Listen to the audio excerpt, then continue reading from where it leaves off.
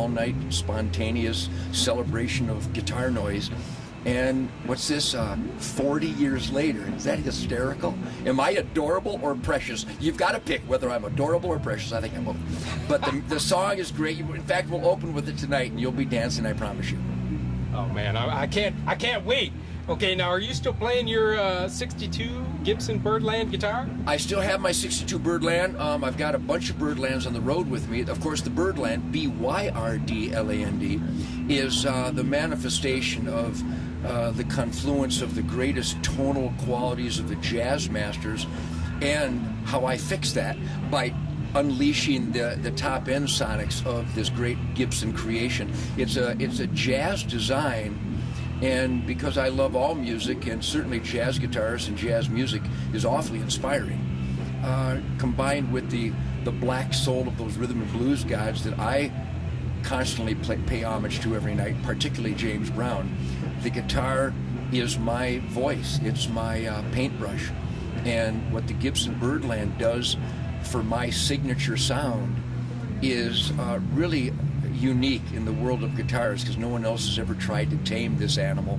The Birdland is really a feeding back, very lively, aggressive sounding instrument, because it's hollow and it's spruce, so it has a real rich timbre and a real rich sonic to it, but it wants to make lots of noises because it's hollow body and hand carved arch top, which is unlike any other guitars.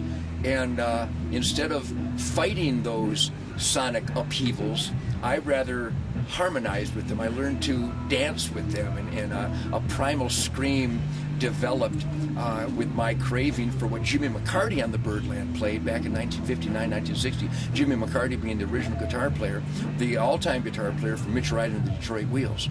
And he was such an inspiration. That's one of the reasons I got the Birdland, along with my guitar teacher, Joe Podorczyk, who I saw just last month.